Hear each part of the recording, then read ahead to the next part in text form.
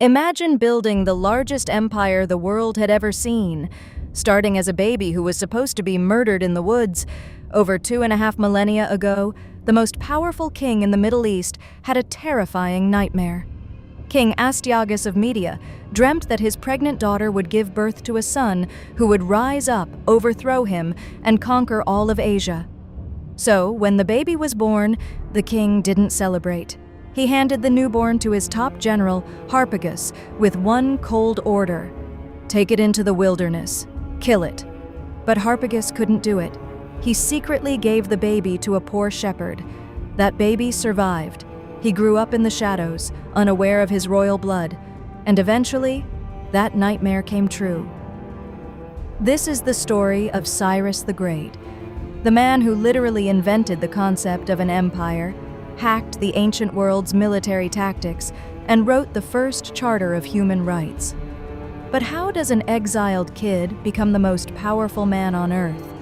To understand the rise of Cyrus, you have to understand the pure cruelty of the world he was born into. Years later, King Astyages discovered the truth. The boy was still alive. The king was furious, but he didn't punish his general Harpagus immediately. Instead, he invited him to a royal banquet to celebrate. Harpagus ate a massive, delicious meat dish, thinking all was forgiven. But when he finished, the king's guards brought out a covered tray. Astyages ordered Harpagus to lift the lid.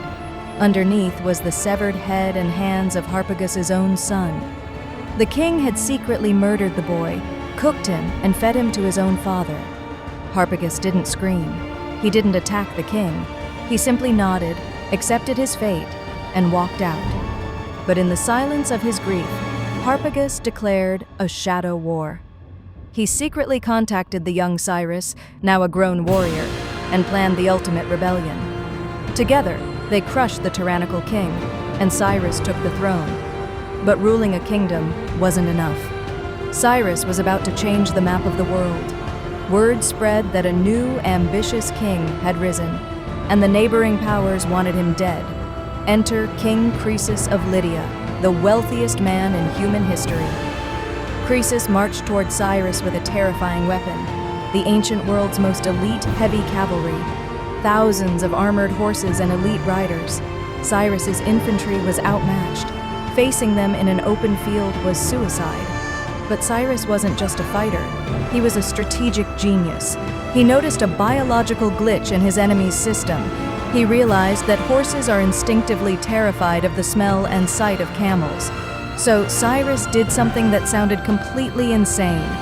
He took all his ugly, slow baggage camels, stripped them of their cargo, put armed riders on their backs, and placed them at the very front of his army. When the Lydian heavy cavalry charged, the wind carried the scent of the camels. The elite horses instantly panicked. They bucked, threw their heavily armored riders to the ground, and ran away in terror. The invincible Lydian army destroyed itself in minutes. Cyrus won without his front line even swinging a sword. Kingdom after kingdom fell to Cyrus. He was unstoppable. But to truly become the master of the world, he had to defeat the final boss of antiquity, the most heavily fortified, wealthy, and technologically advanced city on planet Earth: Babylon. Babylon wasn't just a city. It was a fortress of nightmares for any invading army. Its walls were so thick that 4-horse chariots could race on top of them. It was surrounded by a massive moat, and the great Euphrates River flowed directly right through its center, providing endless water. They had enough food inside to survive a 20-year siege. The Babylonians literally laughed at Cyrus from the top of their walls. Attacking Babylon directly meant certain death for tens of thousands of Cyrus's men. So, he didn't attack. Instead, Cyrus waited for the night of a massive Babylonian religious festival. While the entire city was drinking and partying, Cyrus's engineers performed a miracle of ancient engineering. Miles upstream, out of sight, they dug massive canals and diverted the flow of the mighty Euphrates River into a nearby swamp. Slowly, silently, the water level of the river flowing through Babylon began to drop. It dropped until it was only thigh-deep. In the dead of night, Cyrus's elite shock troops waded into the freezing mud, slipped under the massive iron river gates that had been left unguarded by the drunk soldiers, and infiltrated the city. By the time the sun came up, Babylon had fallen, and the greatest city on earth was taken with almost zero bloodshed. But what Cyrus did next is what truly made him the Great. In the ancient world, when you conquered a city, you burned it to the ground, slaughtered the men, and enslaved the rest. It was the standard rule of war. Cyrus walked into Babylon and completely broke the rules. He stopped his troops from looting. He ordered that no citizen should be harmed. And then, he did the unthinkable. He freed the slaves. He allowed the thousands of captive Jews in Babylon to return to Jerusalem, and even gave them money to rebuild their temple. He documented these new laws on a baked clay cylinder, which we now call the Cyrus cylinder. It is widely recognized today as the world's first declaration of human rights. Cyrus didn't just conquer with swords, he conquered with respect. He built an empire that stretched from the Mediterranean Sea to the borders of India, creating a multicultural superpower where people were free to worship their own gods and speak their own languages.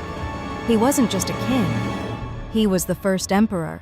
But the city he conquered, Babylon, it wasn't just a fortress, it was the absolute pinnacle of ancient human ambition. A city of massive ziggurats, mind-bending astrology, and the legendary Hanging Gardens. But beneath its golden surface, Babylon hid dark secrets, arrogant kings, and a destiny that would ultimately lead to its total erasure from the map. What really happened inside the walls of the ancient world's New York City? And how did it become the ultimate symbol of human pride and ruin? That is a story of madness, architectural miracles, and divine punishment. And it's coming up in our next video. If you want to step through the dark, legendary gates of Babylon, hit that subscribe button right now, turn on the bell. You do not want to miss what we uncover next. Until then, keep questioning history.